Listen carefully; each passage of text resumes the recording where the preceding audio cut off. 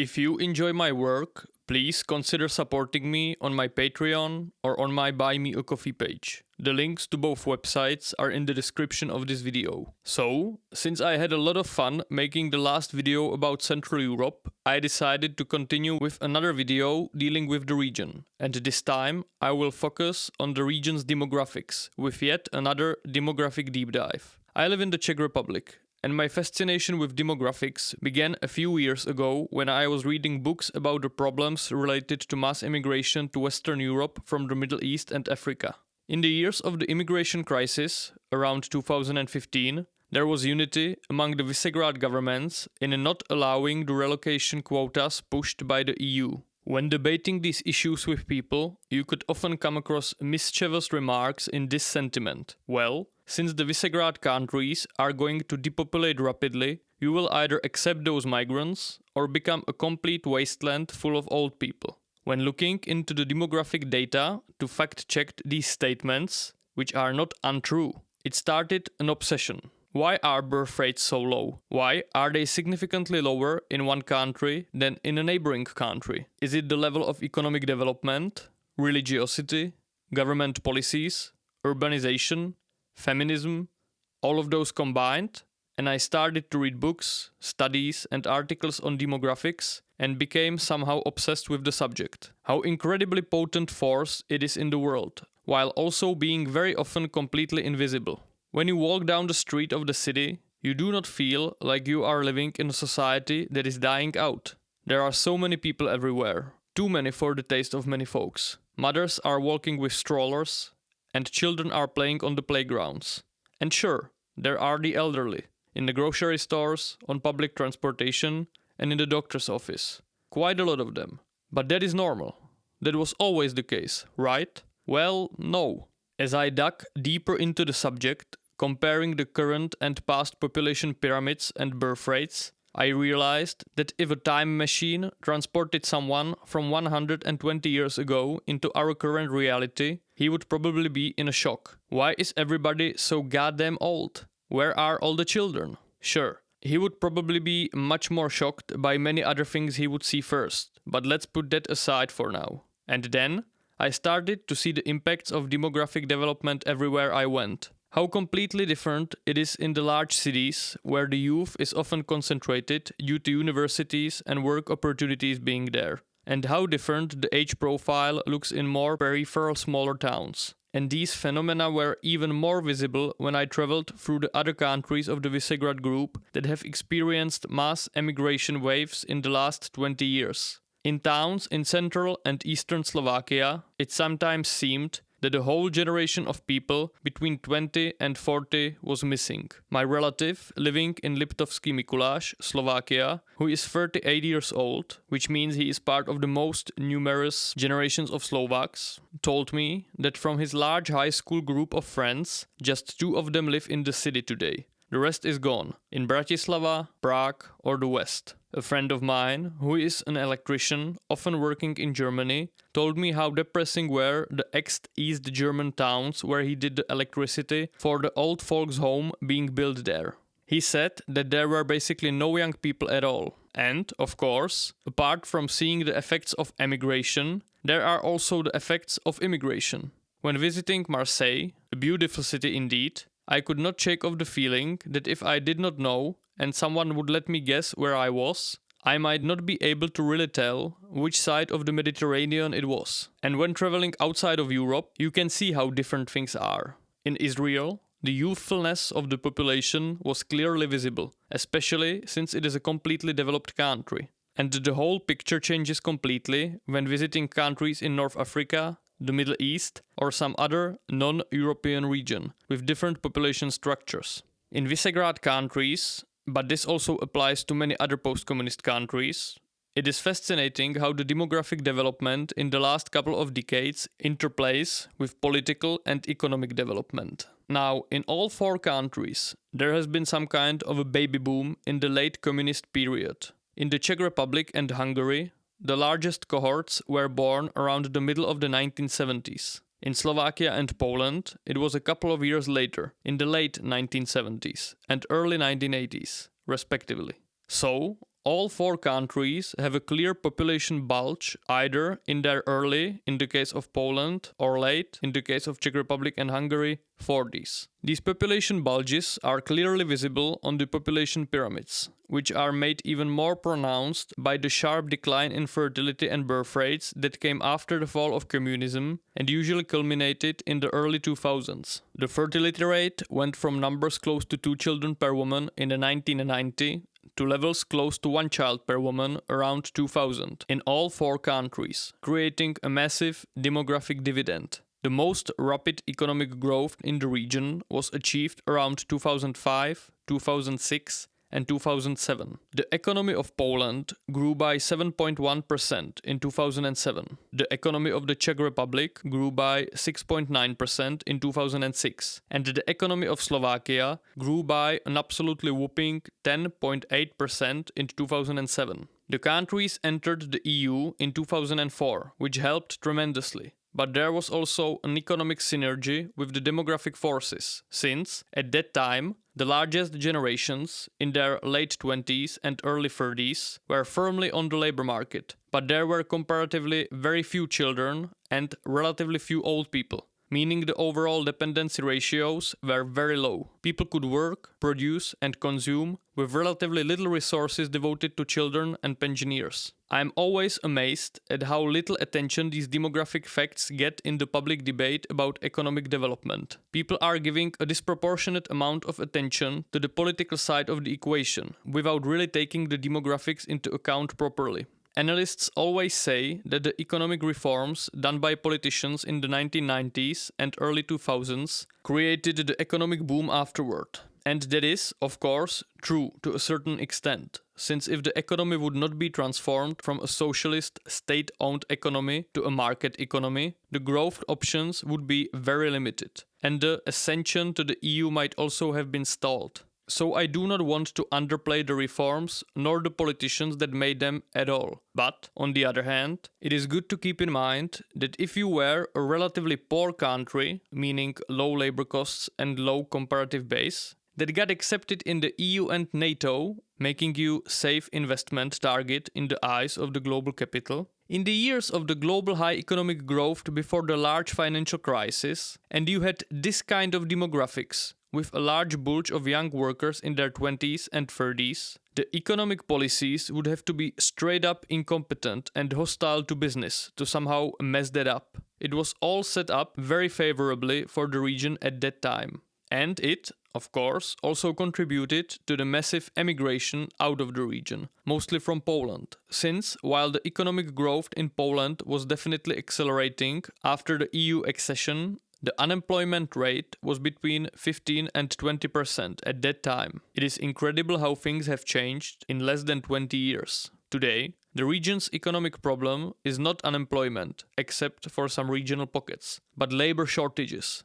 The demographic weakness is catching up with the region significantly, since the weakest generations from the late 90s and early 2000s are just entering the labor force and starting to have children. And there is just not enough of them. Well, of us. I, and also many of the people watching my videos, are members of this generation. And the consequences of this demographic development will shape our lives. 2020 was the first year ever when all four countries had a natural population decrease. I think it is fairly likely that we might not see a natural population increase in the region within our lifetimes. Until recently, the strongest generations from the late communism baby boom period were still in the reproductive age. However, even the youngest people from this cohort from Poland are now almost 40. That is not good, and it will put the nations in front of many uncomfortable choices. The resources will be scarcer, the workforce is smaller, consumption will plummet,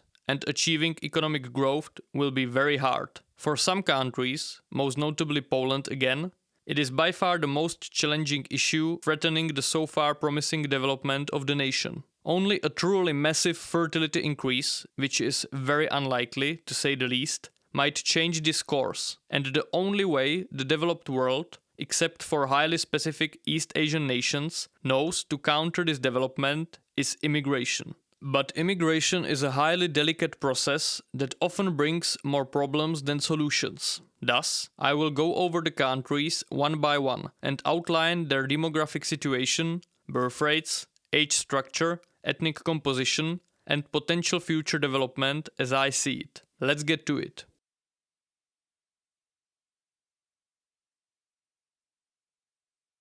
From a historical point of view, the Czech Republic's demographics were relatively similar to that of Western Europe, specifically Germany. That means that the demographic transition started and ended earlier than in other Visegrad countries. The historical marriage and family patterns were similar to Western European ones, west of the Heine line, which meant, among other things, a higher age at marriage, smaller families, and primogeniture in heritage. The birth rates first dropped under the replacement level in the 1930s, when the Great Depression arrived in interwar Czechoslovakia, but then rose again and stayed above the replacement level until the 1980s. Now, since the Middle Ages, there lived a substantial German minority in the Czech lands, and basically the whole German population was expelled after World War II, some 3 million people. The country never reached its pre-war population, which was as high as 11.2 million in 1940. In 1947,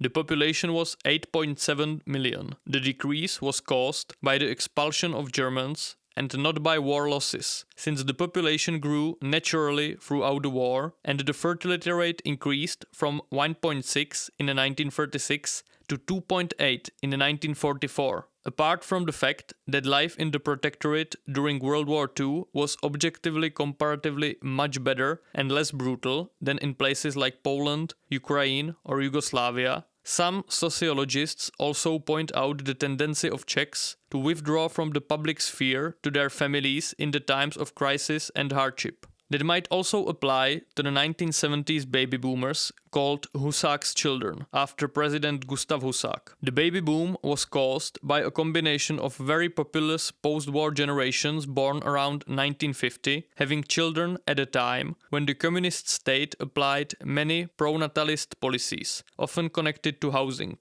The closed-off borders and hardening lines of the communist regime after the 1968 invasion also did not give people much more to do with their lives other than having children and focusing on family. These strong generations were then reaching adulthood just as the regime was falling apart, which profoundly impacted the state and society. People that lived through the times, mostly the more successful parts of society, often tend to very nostalgically look back at the 1990s as a time of freedom, hope, experimentation, and energy. The communist regime fell apart, and the newly emerged democratic regime had a massive generation of teenagers just entering adulthood. Such a synergy of demographic and political forces often leads to culturally transformative periods. For example, in the late 1960s in the West, when the baby boom generations started to reach early adulthood in unprecedented economic prosperity. The 1990s were a time of many youth subcultures, such as skinheads, anarchists, metalheads, punks, and hip-hoppers, as well as the time of many local cult movies and very popular music bands. The youthfulness of the population was clearly visible, and the 1970s baby boomers gave the Czech Republic many of its most successful business people, athletes, artists, and such. But not many children were born in the 1990s. The sudden surge of opportunities, as well as the uncertainty about the future, have led to a postponement of motherhood and a reduction in the number of children. To put this in some perspective, 194,000 babies were born in 1974, the baby boom's peak. Between 1995 and 2004, the number of babies stood around 90,000 yearly, 46% of the 1974 level. And right now, this generation, my generation, is flooding the labor market and starting to have children. You can often hear people talking about how the younger generation is much lazier and less willing to grind hard compared to those entering the labor market in the 1990s. And it is, to a certain extent, true. Contemporary young people grew up much wealthier on average than their parents and had much more options. But it is also good to acknowledge that there is much less competition on the labor market on the employee side. If you wanted a good job position in the much less developed 1990s economy, you had to grind, because 5 others were applying for the job. Today, companies are almost begging you to work for them. There are 300,000 vacant job positions in the Czech Republic, while the unemployment rate is the lowest in the EU, around 3%. Those 3% are probably people that are basically unemployable. So, everyone who can and wants to work, works, and 300,000 jobs are waiting to be filled. When asked about the biggest obstacle to their growth, every company says it is the lack of skilled and unskilled workers. The only way the economy in this state can reasonably grow is through massive immigration or a massive increase in productivity. I do not think either is very likely to happen in the Czech Republic, even though I hope for the second option. Now the fertility and birth rates in the Czech Republic somewhat recovered, and the period from 2007 to 2021 was, on average, relatively successful from a demographic point of view. That was caused by the delayed motherhood by the strong 1970s generations and the fact that the fertility rate in the Czech Republic was one of the highest in Europe in the last couple of years, reaching 1.83 children per woman in 2021. Why is that the case is honestly very hard to tell. As usual, it is likely the combination of economic, cultural, policy and other reasons that just sort of clicked together in these years. But this period seems to have come to an end. In 2022, the number of births as well as the fertility rate sharply dropped, and the numbers for the first quarter of 2023 show that this trend is continuing. The decrease in the number of births was inevitable, since even the youngest members of the baby boom cohorts are now out of the reproductive age, and the strongest 1970s generations will start to retire in about 15 years. After that point, the demographics will make the economic situation very dire indeed. Even now, it is increasingly hard to push through any significant reforms that would aim to radically overhaul the system in pensions, healthcare, or education. There just isn't as much societal demand for big changes, even though they might bring new dynamism into the system. Older populations are less prone to risk-taking behavior, they play it safe. Those who really wanted and had the ability to get rich have succeeded by now, and those who did not are trying to keep as high living standards as possible, even if it is through state economic redistribution. Now, what about the future? Most projections predict that the Czech Republic will stay very close to its current population level throughout the 21st century, between 10 and 11 million. Now that is by itself a success, since basically every other post-communist country is going to depopulate significantly. But it is important to remember that this is to be achieved primarily by immigration. Since fertility is sub-replacement, the population won't grow naturally. It is about how rapidly it will decline and how many migrants the economy can attract. Without immigration, the population is projected to decrease to 7.5 million by 2100. So, we are getting to the subject of ethnicity and ethnic change. Now, the Czech Republic entered the 1990s as a very homogeneous country. Apart from the Romani people, some Vietnamese, and some leftover Slovaks, it was basically all Czechs. And while the country still is very homogeneous, things are changing indeed. Today, 1 million foreigners live in the country, about 9% of the population. About half of all the foreigners are Ukrainians, most of whom came as refugees after the war started in 2022. About 12% of the foreigners are Slovaks, and around 7% are from other post-communist EU states. 4% are Russians. The only significant non-European community is the 66,000 Vietnamese and possibly the Romani, or, as you will hear much more often in the region, Gypsies or Tsigani. There is also a completely naturalized Greek community. The Slovaks are barely foreigners, so there is no problem there. The Slovaks coming to the Czech Republic are mostly college-educated, high-skilled workers, so this immigration stream is problematic for Slovakia and very advantageous for the Czech Republic. High-skilled labor, no cultural friction,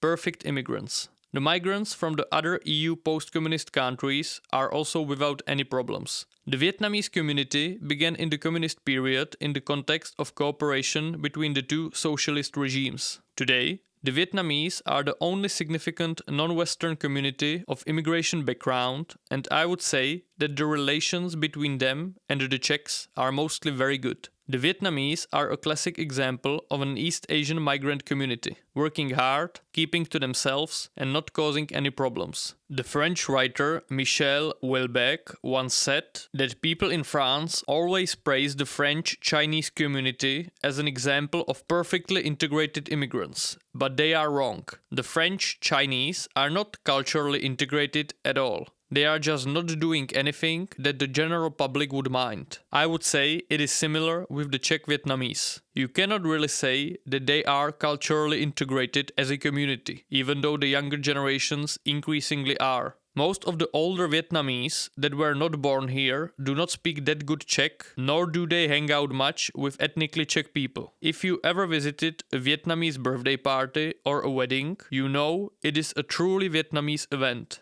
My good Vietnamese friend from high school told me that for him to marry a Czech girl would be completely unthinkable, in the opinion of his parents. But they are not living off state support, they are not in the streets causing troubles, and they are working hard. As with the Chinese in France, people do not really care that much about cultural integration if the community is not too large and not causing any visible problems. If there is any crime, and there likely is some involvement in drug production, it is not happening on the level that regular citizens would be able to notice on the street. So, basically a very good immigrant community. Now there was a massive wave of refugees from Ukraine after the war started, that more than doubled the already large previously existing Ukrainian community in the Czech Republic. Today, Ukrainians comprise almost 5% of the country's population, which is not a small number. It is similar to the percentage of Indians and Pakistanis in the United Kingdom combined. Now most Czechs clearly support Ukraine in the contemporary conflict, which gave the acceptance of Ukrainians authentic and broad societal and political support. Ukrainians are hardworking people, and most Czechs come into contact with them in work-related situations. No one can accuse them of living off the state, even though the newcomers do receive certain social benefits, and the labor market just vacuum cleaned them when they arrived. The language barrier is relatively easy to breach, which makes the integration easier. And Ukrainians are culturally not that far removed from the natives. But not everything is rosy either. The support of Ukrainian refugees is declining among the population, as the inflation soars the economic environment. As with every large-scale migration, the opinion differs significantly depending on whether you speak to a well-off or working-class person. If you would ask a well-off upper-middle-class Czech, he would likely tell you that Ukrainians are great, that he has a Ukrainian cleaning lady, or that his company employs several of them,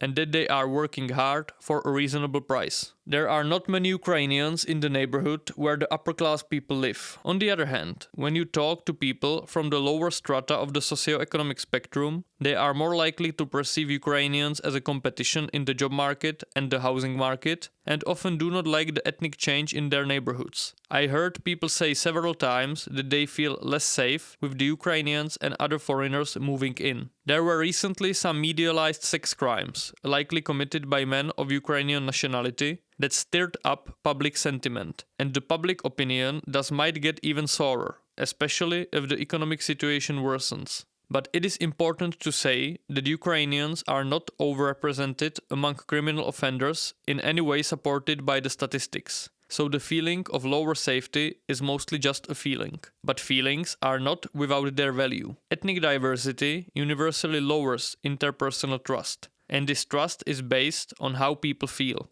But I still think that the Ukrainian community will be integrated in the long run without bigger societal issues. The refugees from Ukraine are disproportionately children, younger women of reproductive age, and older women. The children might socialize and socially integrate within the school system, which also helps a lot with language learning. I know a Ukrainian family that has been here for 3 years. The daughter, who is 18 years old, is going to a Czech high school, is surrounded by Czech schoolmates, and speaks flawless Czech, with minimal accent. Her mother, who has been working in manufacturing, surrounded mostly by other foreigners, very often Ukrainians, is, however, still not confident enough with her Czech to apply for a job that she has been educated for, which is accounting. The theme of Ukrainians doing work far below their education is prevalent, damaging both the Czech economy and the Ukrainians. but it is much better than not working at all. Overall, the demographic groups that came here are not those that usually cause problems, which are almost always young men. Children will socialize in schools, younger women will often marry local men, which is one of the best ways for an ethnic group to integrate, and older women definitely won't cause any significant issues. The next development of Ukraine will show if the Ukrainian community will grow even further, or, on the contrary, if it will extract. If Ukraine comes out of the war somehow intact and functional, relatively many people might return to Ukraine. But suppose the country just can't function properly and offer reasonable prospects for its citizens, which unfortunately cannot be ruled out. In that case, we might see another large wave of Ukrainians coming. Possibly also the men coming to reunite with their families after the combat ends. It is a cruel irony of history. The countries most supportive of Ukraine, like the Czech Republic or Poland, naturally want to take in as many refugees as possible to help the country in the short run and show their support. But, in the long run, this massive exodus might be one of the nails in the Ukrainian coffin. One of the interesting aspects of Ukrainian integration in Czech society is the conflict that recently erupted between Gypsies and Ukrainians after a violent encounter in which a Ukrainian stabbed 3 young Roma guys and one of them died. There were protests by Roma organizations and skirmishes between the groups. Ethnic diversity and ethnic conflict just often go hand in hand. More ethnic groups, more space for ethnic conflict. What is interesting about this animosity is that when you ask most Czechs, they are usually like, I am Team Ukraine on this one. And that is usually the case even with people that otherwise do not go far for strong words about Ukrainians. That tells you something about the perception of Romani people. You could read articles in which the journalists were wondering why aren't the Ukrainians and Roma people sticking together when they are both disadvantaged minority groups. They should be natural allies. Well, no. It seems that the Roma people perceive them more as a competition than allies. That brings us to the last significant ethnic minority group, and that is the Romani, the Gypsies or Tsigani. Now they are not a group of immigration background, since they arrived from the Indian peninsula between the 6th and 11th centuries. So Gypsies are natives at this point, and they are very firmly connected to the region's cultural fabric. Historically, Romani were nomadic people traveling from village to village, working as craftsmen or artisans, and they sort of never truly adjusted themselves to the settled lifestyle, especially after industrialization. They were targeted by the Nazis during World War II,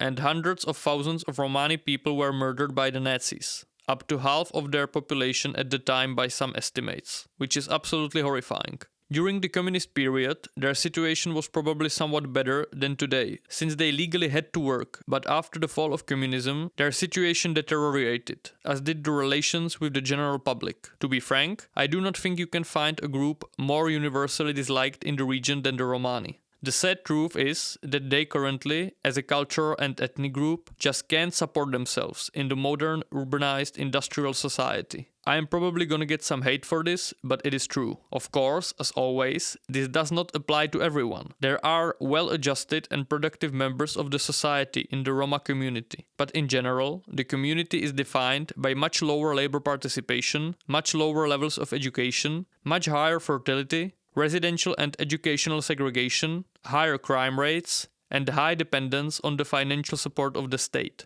Those are just facts. In the year 2000, it was estimated that a third of the Romani in the Czech Republic were illiterate, while illiteracy was basically non-existent among the general population. And in 2009, almost 2/3 of Gypsies in the productive age were unemployed. Now, is there racism or ethnic prejudice against the Roma people from the side of the general population? Most definitely yes. If you are a Romani who wants to work and contribute to society, you might be negatively influenced by prejudice from the general public. But it is also important to say that prejudice very often comes from the real-life experience of the people. If you grew up somewhere with a substantial Roma community, you probably have some negative experiences. There often are segregated Roma schools where the vast majority of students are Romani and the quality of the education is subpar. The general population often doesn't really want to have many Roma children in the schools where their children go. since they are afraid of lower education quality. There is no real change or betterment in sight, apart from modest improvements. Any true and lasting betterment would have to come from a combination of well-planned and focused state policies in combination with significant cultural change from within the community. And it is important to note that the Czech Roma people are a significantly smaller social issue than the Romani in other countries like Hungary and Slovakia.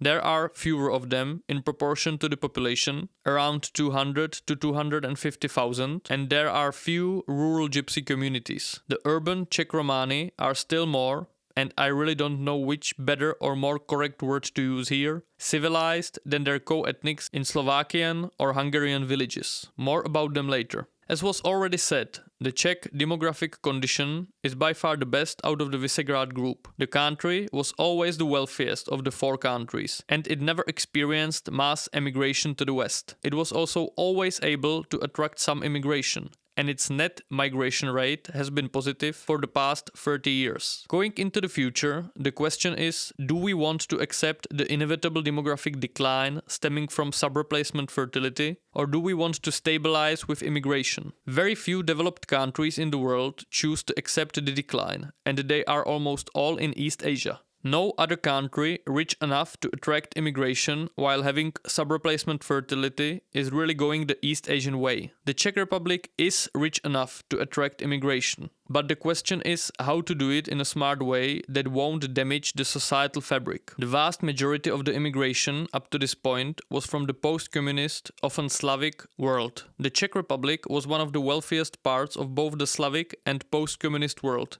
and thus could capitalize on luring in skilled labor from ex-Yugoslavia, Ukraine, Slovakia, Caucasus, and such. But the vast majority of post-communist Eastern Europe is experiencing massive demographic implosion, and the younger generations also routinely speak English, and thus have many options as to where to emigrate. So unless some new, massive geopolitical crisis creates a large wave of refugees from Eastern Europe, this space won't really be able to provide the Czech Republic with much further immigration, especially since qualified migrants will be a subject of international competition. And overall, the Czech Republic is not that competitive in this regard. It is a fine place to live. It is reasonably developed, reasonably safe, and overall very chill. But if you are a Pakistani surgeon, Nigerian IT engineer, Indian scientist, or whatever, why would you go here, realistically? The most likely option will always be the Anglosphere. And if you choose some smaller continental European country, why would you choose the Czech Republic over Denmark, Sweden, Norway, or the Netherlands? These countries are and will stay much wealthier and are also more cosmopolitan. I sincerely hope the Czech political representations will be reasonable and won't act recklessly and without properly thought out immigration policies. By that, I mean the Western European way,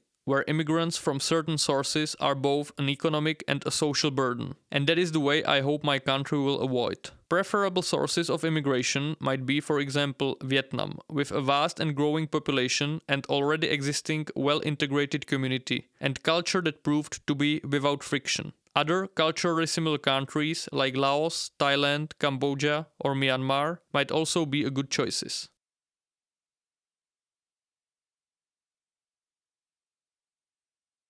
Poland is demographically and economically larger than the other three Visegrad countries combined. The demographic development of Poland will be, without really being too pompous about this, a matter of international security going into the future, at least if you live in Eastern Europe and perceive Russia as a security threat to the region. Unfortunately, Polish demographics are the worst in the region and one of the worst in Europe. After the fall of communism, the fertility rate decreased throughout the 1990s, from 2 children per woman to 1.2 around the year 2000. But, and in this regard Poland differs from the other 3 countries, the fertility rate never truly recovered and has hovered around 1.3 children per woman for the last 25 years. Now, same as in the Czech Republic, the generations from the baby boom years, around 1980, are currently sort of carrying the Polish economy on their backs, since those people are now at the height of their productive age, and there are many of them. To put it into some numerical perspective, 720,000 babies were born in Poland in 1983, while in 2022,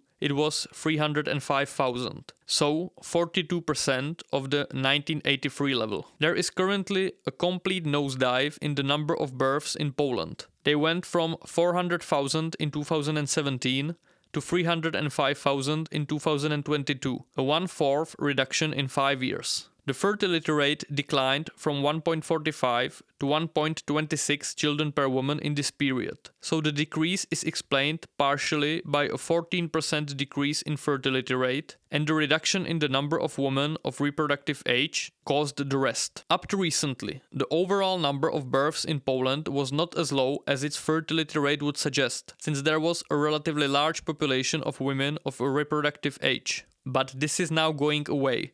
And if the Polish fertility stays in the ultra-low levels of around 1.3, the number of births will just keep declining with every generation. The projections from Polish government institutions put the Polish population at circa 33 million around 2050, with median age over 50 years and one of the highest old age dependency ratios in Europe.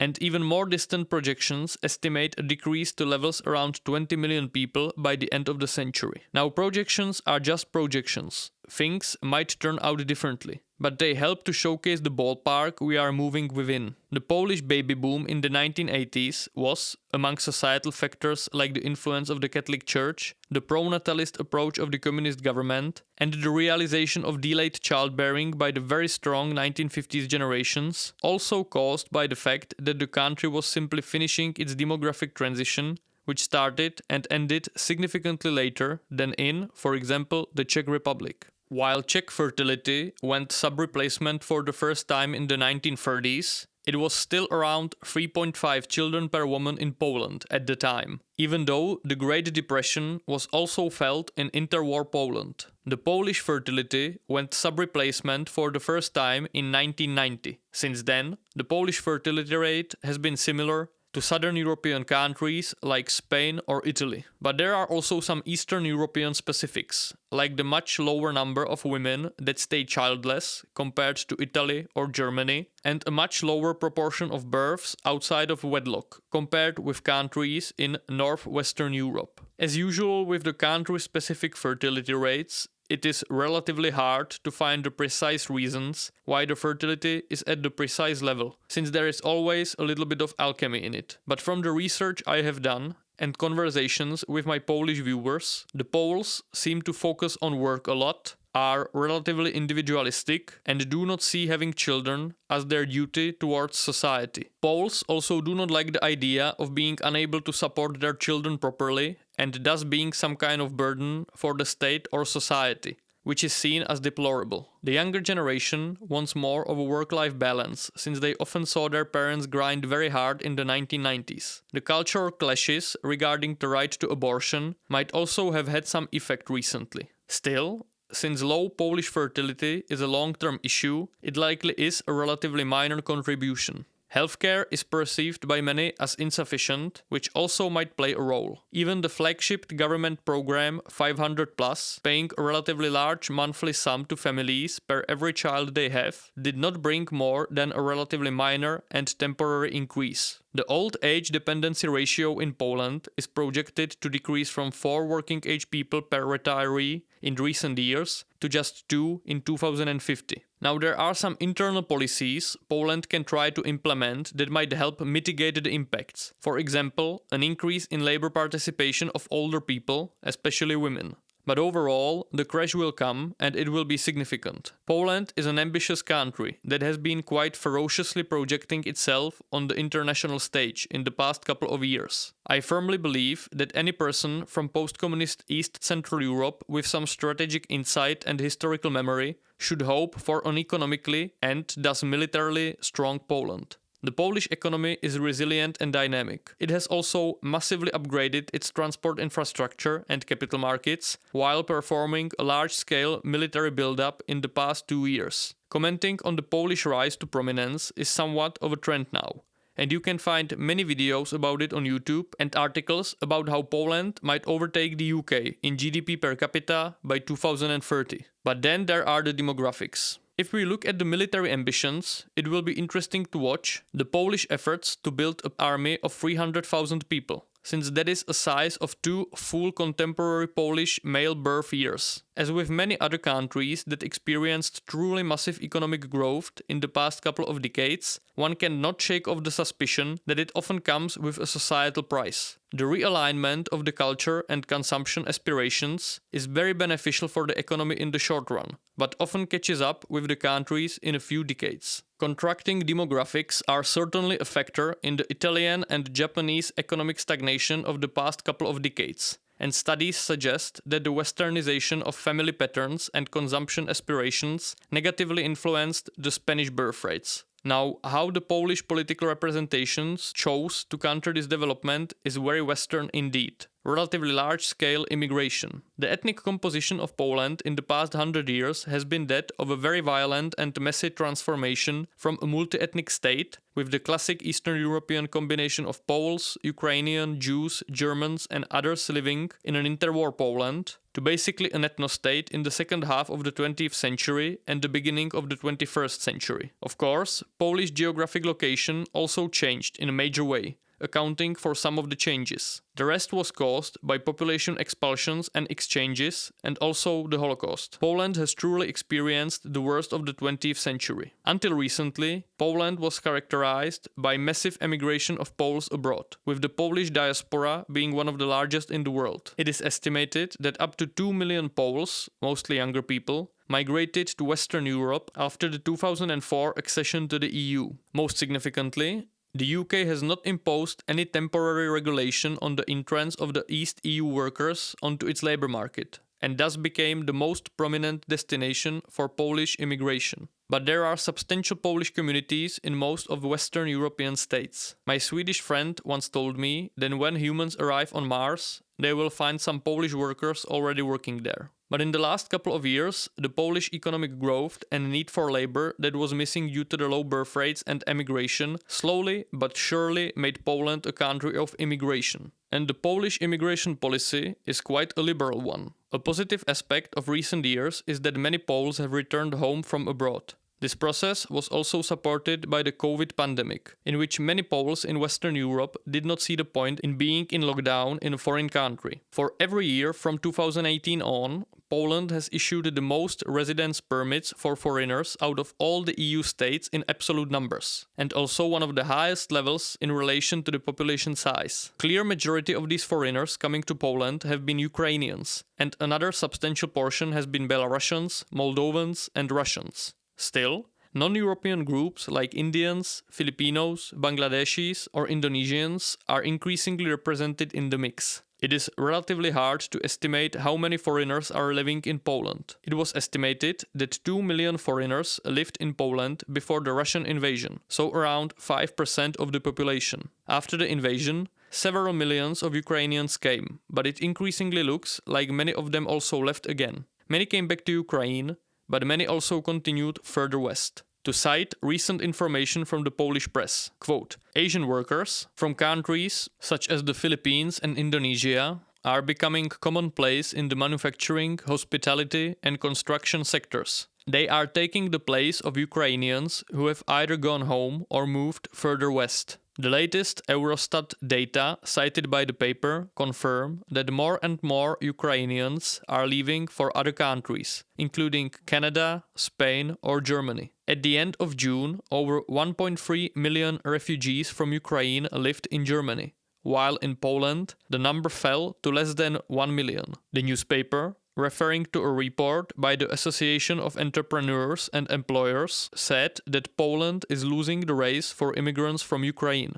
End of quote. So, even with powerful sentimental ties between Poland and Ukraine, the migration competition is ongoing. Canada has a large Ukrainian community, and many people likely just opt for the safe lands beyond the Atlantic, far from the sorrows of Eastern Europe. Germany is also a desirable destination. It is not always clear if the person who obtained the Polish working permit is still in Poland, has returned home, or has gone elsewhere. Still, it seems likely that around 3 million foreigners might live in Poland, with over 2 million being Ukrainians. But that is just a qualified guess based on a large amount of online information. The acceptance of Ukrainians in Poland has been warm, and I would not predict any large-scale issues on this front going into the future. However, both the overall Polish population and its workforce have entered a period of very rapid decline. The Polish Social Insurance Institution has found in a new report that in order to maintain its current ratio of working-age population to retirees, Poland would need to attract almost 2 million immigrant workers over the next decade, which would mean around 400,000 every year. While the institution itself admitted that such a number is likely unrealistic, it suggested that 200,000 workers per year might be workable. There is, from the outsider's perspective, the relatively bizarre situation in which the leader of the more liberal pro-European opposition party Donald Tusk accuses Jaroslav Kaczynski from the ruling conservative Law and Order party of planning to accept too many Muslim immigrants not long after Poland vetoed the EU quota scheme regarding relocation of refugees. Quote, "We are watching the shocking scenes of the violent riots in France, and right now, Kaczynski is preparing a document that will allow even more citizens from countries such as Saudi Arabia, India, the Islamic Republic of Iran, Qatar, the United Arab Emirates, or Nigeria to come to Poland." End of quote. So, the Polish migration landscape is currently highly complex. The Polish economy desperately needs a workforce in numbers that Ukraine or other post-communist states cannot provide, especially if other Western countries are also competing for these workers. In this situation, Poland is similar to the Czech Republic. Unless some additional geopolitical mayhem happens in Eastern Europe, it is unlikely that another massive wave of Ukrainians, Belarusians, or Russians will opt for Poland. Poland is thus looking for immigrants basically all over the board. Southeast Asia, Central Asia, Middle East, Caucasus. If the plans to bring hundreds of thousands of workers per year are realized, I would say that there might definitely be integrational issues, since that would be a pace that might cause troubles even in many Anglophone countries better culturally equipped to handle mass immigration. But at this point, labor migration to Poland will almost certainly continue, though the Polish government seems hell-bent on being the sole decision-maker on the issue of who will and who won't come to Poland, not the EU or Alexander Lukashenko sending human waves against the Belarusian-Polish border. Going into the future, it will be very interesting to examine how Polish society will deal with this change. So far, there seem to be very few unemployed migrants in Eastern Europe and relatively few illegal migrants. Living in post-communist Europe on welfare, even if you can obtain some as a foreigner, is not a luxurious existence. And most migrants going to the region have a secure job position. People are just not going to post-communist Europe with some vague dream of a better life, as is often the case with Western European illegal immigration. In Russia, it is widespread for Central Asian migrants to work in Russia and then return home depending on economic cycles. I can imagine a similar scenario taking place in Poland. Overall, Visegrad countries do not suffer from the internalized historical guilt towards the ethnic groups that might immigrate here, which visibly influenced the debate and the policies in Western Europe. On the other hand, East Central European nations are relatively ethnocentric, and their worldview has been shaped by a very defensive mentality towards the outside world, due to hundreds of years of insecure existence as ethnic groups and nation-states. I can imagine relatively ugly outbursts of anti-immigration behavior in the Visegrad countries if the economic situation significantly worsens, which is not unlikely. Let's hope the Polish government knows what it is doing. Demographically caused Polish decline would be a very unfortunate development. It will be hard to avoid, though.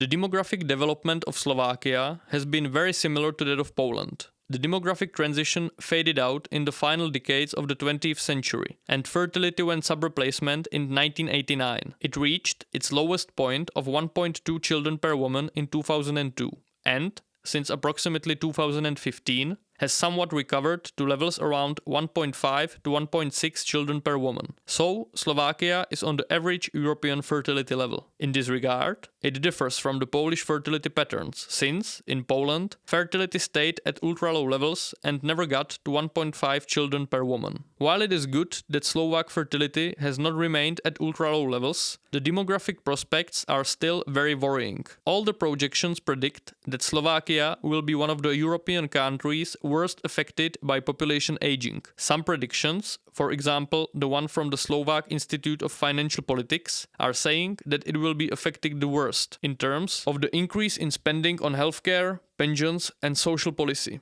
Now, this very rapid aging is, to a large extent, caused by the fact that so far the Slovak population has been, like in Poland, one of the youngest on the continent. In 1990, the median age in Slovakia was just over 30, remarkably young by European standards. Today, it is around 42, just slightly below the European average. And in 2050, it will almost certainly arrive at 50. But I'm afraid that the overall trends are making matters even worse for Slovakia than for Poland. First, Slovakia really isn't that attractive for labor migration. The current numbers of foreigners working in Slovakia are around 85,000. In the Czech Republic, the number is close to 900,000. So, while the Czech Republic has double the population of Slovakia, it has more than 10 times the number of foreigners. The foreigners working in Slovakia are the same old post-communist bunch: Ukrainians, Romanians, Serbs. But Slovakia is a country that is in somewhat of an economic decline, at least in terms of the GDP per capita in purchasing power parity. It is currently third from the end of the EU in this metric, beyond Bulgaria and Greece. And it is getting increasingly more removed from the EU average. So, if you are a foreigner deciding where to move and work, unless you have some subjective reasons, like that you want to be in some post-communist country and are really into hiking, there is not really that much Slovakia has to offer. And I do not mean this as a jab against Slovakia or Slovaks. My wife is Slovak and I love the country. It has majestic wild nature and a very distinct character. But, to be honest, if you are a foreigner who wants to work in Europe and for some reason does not want to go to the West, most people will just choose the Czech Republic or, increasingly also Poland, over Slovakia. And it gets even worse, because young Slovaks also choose the Czech Republic over Slovakia. Over 20,000 Slovaks study at Czech universities. 20% of Slovak university students study abroad, compared to 4% of Czech students, 5% of Hungarian students, and 2% of Polish students. While some of the people go back, many do not. And it is kind of random. But a huge reason for this development is that Slovak and Czech languages are mutually intelligible. And Slovaks thus can study at Czech universities, which are better by most accounts, in their native tongue. That means it is comparatively much easier to go to the Czech Republic than any other country, since it is barely even taken as a foreign country. The relationship between Czechs and Slovaks is very close and very specific. The nations are different from each other in many aspects, and there sometimes is certain rivalry in the air. But the 20th century, spent mostly together within one state, even though the coexistence wasn't always rosy, in combination with the language similarity, created powerful connections based on interpersonal, economic and political relationships. But, regarding the brain drain, this is very disadvantageous for Slovakia. And to this, we have to add that Slovakia is the least ethnically homogeneous country in the region. Only around 83% of country's population are Slovaks. Around 8% are Hungarians, traditionally living in southern Slovakia, and approximately 8% are Romani. Now, the Hungarian minority currently seems to be without any larger issues. While traditionally there have been political parties representing Hungarians in the Slovak parliament, this has not been the case in the past couple of years, and it likely won't be the case in the near future. Partially, this is because the Hungarian vote was split between more parties trying to get their vote, but also because the condition of Hungarians in Slovakia probably just isn't problematic to the degree that would call for a political mobilization on an ethnic basis. Slovakian Hungarians likely deal with similar issues as Slovaks, and thus might as well vote for the general Slovak political parties. But, on the other hand, we are still in East Central Europe, and having a relatively numerous ethnic minority in a part of your country directly neighboring the nation state of that ethnic group is never an advantage in the long run. Hungarians carry the loss of previously Hungarian lands in their hearts. While Europe's current security architecture makes any revanchism impossible, we do not know what kind of crazy shit might go down in this part of the world in the next couple of decades. Remember that this is a region where borders used to change more frequently than one changes his socks. and Slovakia was never an independent country before 1993. So, while there is currently no issue, it is a potentially destabilizing factor. And the Romani people in Slovakia,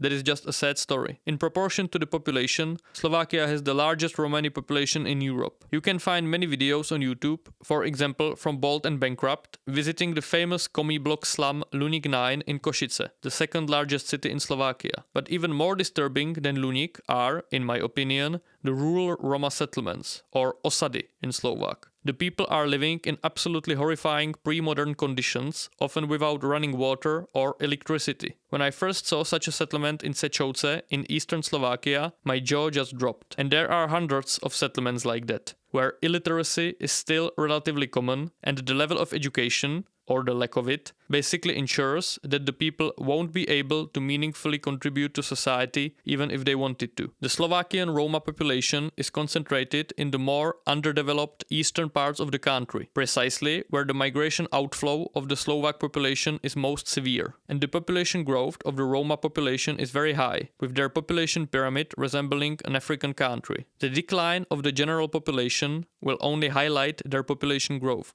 So, Slovakia will face the combination of population aging and a decline in the young working age population. At the same time, an increasing share of this youth will consist of Roma people who, to be frank, won't really create that much economic activity. And these processes will be significantly more pronounced in the comparatively underdeveloped eastern half of the country. It would be great if this would change, and the Roma people would start to be economically more integrated and productive, both for them and for the country. Researchers are pointing to a slower population growth and a lowering percentage of Romani living in rural settlements. But I doubt many people believe in any massive change for the better.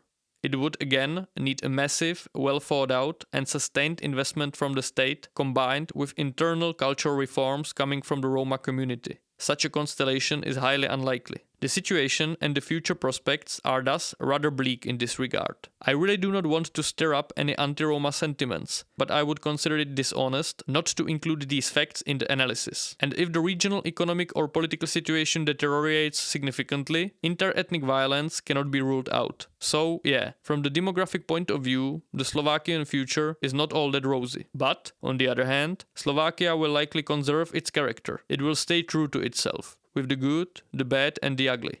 There is value in that.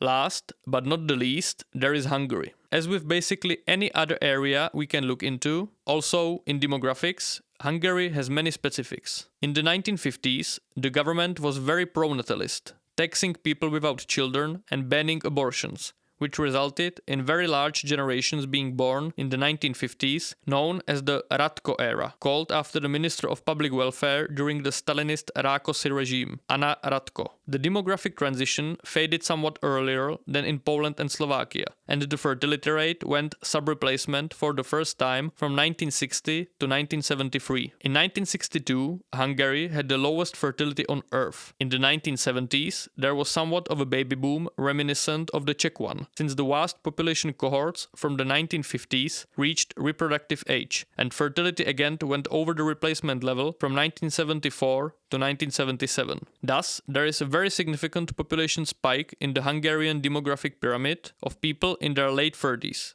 as in the Czech Republic. But after this last baby boom, the Hungarian demographic story diverges from the other three countries. Its fertility went sub-replacement again from 1978 on and never again crossed the 2 children per woman barrier. From 1981, the Hungarian population has been declining by a natural decrease, which means over 40 years of continuous population decline. The mortality in the 1980s was very high, since the massive generations born in the first half of the 20th century were dying off, and the sub-replacement birth rates could not balance it out. And in the 1990s, the birth rate plunged much lower to around 1.3 children per woman, where it stayed for another 20 years. The Hungarian population decline has been somewhat mitigated by the immigration of ethnic Hungarians from abroad. However, it still resulted in a decline of over 1 million people in the last 40 years. Comparison with the Czech Republic is very telling here. In 1981, the Hungarian population peaked at 10.7 million, while the Czech Republic had 10.3 million people.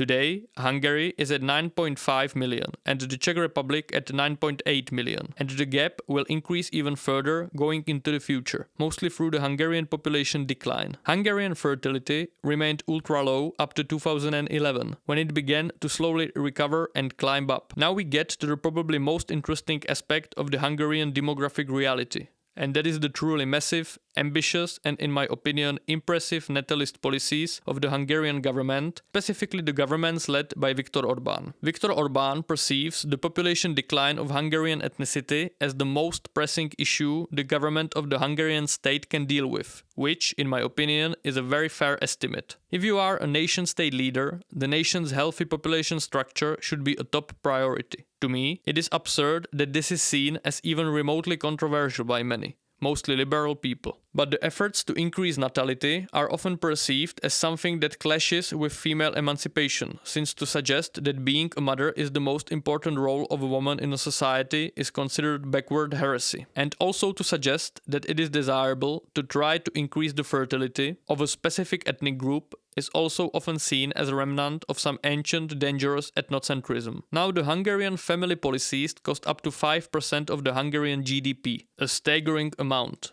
and include no personal tax for the mother or the father in families with 3 children, no personal income tax at all for mothers with 4 children, the possibility for mothers to spend up to 3 years at home with their babies, paid for by the state, a non-repayable grant of 25,000 euros from the state for home building for families with at least 3 children, and many other policies. Families can also benefit from various family home building allowances, state-subsidized, interest-free or very low-interest loans. Now it is clear that this broad policy has some serious sociological analysis behind it, since in contrast to the Polish family policies that basically just give out money to families in the form of social support, Hungarians thought about the underlying reasons connected to low fertility and found housing in the center of it all. Now, are there results? Yes, there are, but it is unclear if they are large enough to justify the expenses. The fertility rate rose from the lowest point of 1.23 in 2011 to levels between 1.5 and 1.6 children per woman in recent years. The number of births in Hungary is relatively stable,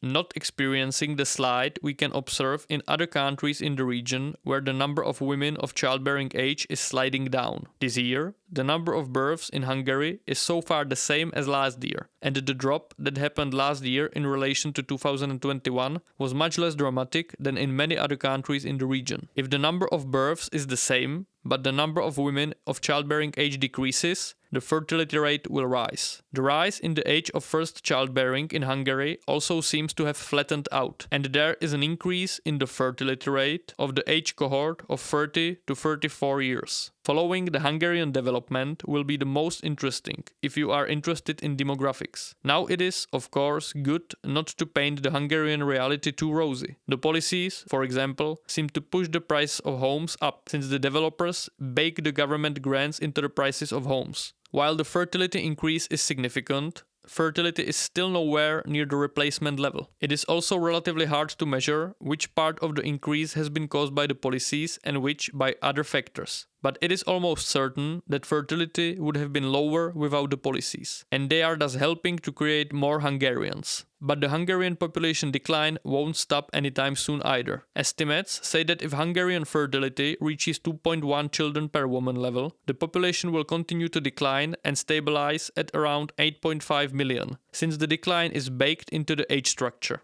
But I, as a person fascinated by demographics, demographic decline, and possible solutions, have to admire this vision's scope and ambition. I wish more countries would spend such an effort to deal with this issue instead of just throwing immigrants at it. Hungary has the most extensive pro-fertility policies in the world, and it is a great laboratory to watch. Many countries might draw some inspiration from these policies in the future. Even though it has been significant, Hungarian emigration has not been as massive in absolute terms as in other post-communist countries. The percentage of people who left the country in the last 20 years is 7.3%, a relatively modest figure compared to other countries. For example, 20 to 25% of Latvians, Lithuanians, Bulgarians or Romanians live and work abroad. But Similar to Slovakia, the emigres' educational and occupational structure is deeply problematic, since mostly the high-skilled people, such as doctors, are leaving. So, Hungary is experiencing a typical brain drain which negatively affects its economy and public services. As for the ethnic composition of Hungary, there is a very sizable Romani population that might consist of as many as 900,000 people by certain estimates, making it almost as high percentage of the population as in Slovakia. Overall, the situation in Hungary is in many ways similar to Slovakia. Lots of crushing rural poverty, very high population growth, population concentrated in the most underdeveloped northeastern parts of Hungary,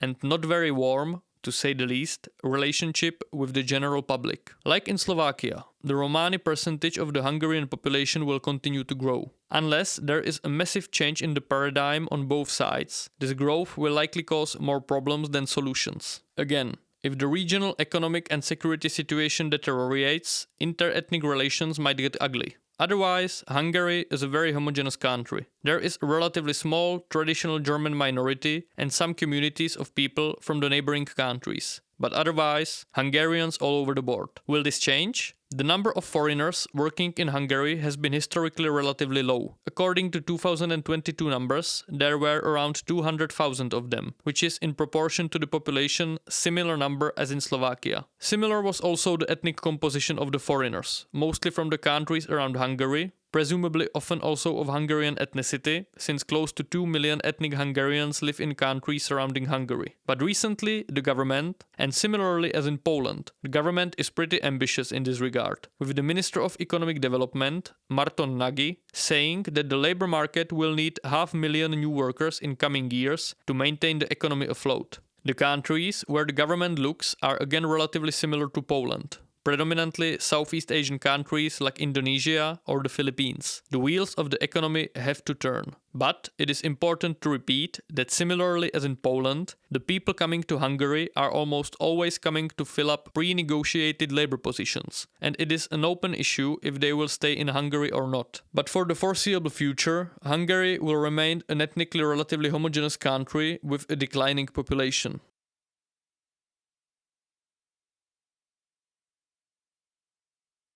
The nations of the Visegrad group will continue to age and decline in the coming decades. That is baked into their current population structures, and the fertility rise of the magnitude needed to counter this development is basically ruled out for the foreseeable future. The pace and the severity of the decline and the aging will differ significantly though, based on each country's population structure and fertility, and the willingness and ability to attract immigration. Regarding population structure and fertility, the Czech Republic is in the best spot, since its fertility in the last decade has been very solid for a European country. Poland is in the worst position, since it has persistently ultra-low fertility that seems only to have gone lower in recent years, just as the number of women of childbearing age will continue to diminish rapidly. But all four countries are looking at a crash in the working age population and a massive increase in the old age dependency ratios, which will be one of the defining challenges that Europe as a whole will face in this century. In the Visegrad countries, the demographic development of the last 50 years will make it especially crushing. Politically, the economic and ethnic decline will very likely breed radicalization. As I outlined in my previous video, I think that the combination of charged up nationalism with economically redistributive policies might get a lot of traction in the region. Regarding immigration, the Czech Republic is likely the most attractive country for immigrants, while Poland seems the most willing to engage in a relatively massive labor immigration. At this point, the question of future ethnic composition influenced by possible mass immigration remains open. The rest of post-communist Eastern Europe won't be able to provide continuous streams of significant migration that would level off the decrease in the labor force in the Visegrad countries due to its own demographic contraction, especially since Western European countries will likely often compete for the qualified labor force from the region. Another source that has proven workable in the region's context is Vietnam, with Vietnamese communities in the Czech Republic, Poland and Slovakia. Overall, the migrants from the Southeast Asian region might, in my opinion, be relatively hot merchandise in the coming decades. Countries like Vietnam, the Philippines and Myanmar have relatively massive, youthful and still growing populations, while culturally being Christian, Buddhist or irreligious. I would be cautious about immigration from the Muslim world, since it has just empirically proven to be problematic in Western Europe. India might be another immigration source, possibly Latin America or certain Christian African countries. But, as was already repeatedly said in the video, the countries of East Central Europe are not particularly competitive regarding high-skilled immigration. Anglophone countries, or the richest parts of Northwestern Europe, will always be more attractive to such migrants for financial and cultural reasons. And with the low-skilled immigration, there is always the danger of a Western European scenario in which the end of heavy labor-intense industries in Western Europe reduced the employment options for the newly emerged Gastarbeiter communities and created somewhat of an economic underclass.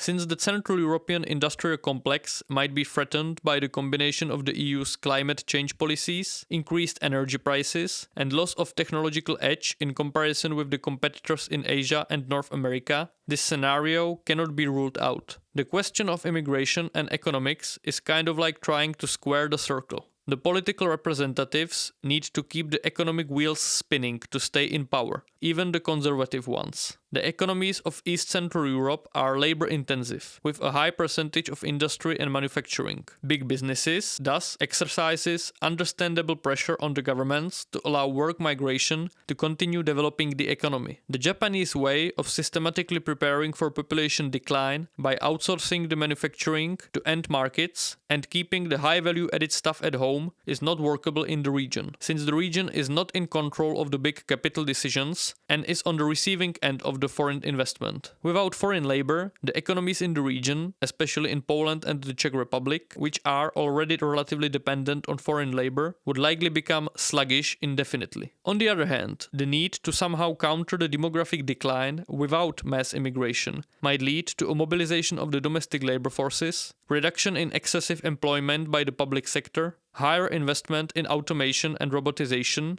needed pension reforms, and increased political focus on the need to increase the fertility, as is the case in Hungary. Bringing in foreign labor is always easier in the short run. In the long run, not so much. On the cultural level, I do not think the countries in the region are especially fitting for the integration of large numbers of foreigners. The cultures are relatively ethnocentric, culturally inward-looking, and defensive towards the outside world, while the cultures are not all that cosmopolitan or particularly magnetic for foreigners to integrate into. When you think of the settler Anglophone countries on the one side of the integrational spectrum, the continental European countries in the middle, having more troubles with the integration, the countries of East Central Europe are even more removed from the Anglophone ideal. The region has been historically very multicultural, with almost all the countries having multiple sizable national minorities in the interwar period. The relations were very often not rosy at all, to say the least. In a case of having high populations of immigration backgrounds from culturally removed sources, in a worsening socio-economic environment, the reality of the inter-ethnic relations in the region might get ugly. But that is for the future to reveal. On the security level, the diminishing population sizes might threaten the Polish military buildup in terms of funds and human resources. That would be bad news, since any meaningful defense against Russian military revisionism in the region stands and falls with the Polish ability to fight. Overall, all the solutions are temporary fixes unless the fertility problem is resolved. If a country has a sub-replacement fertility,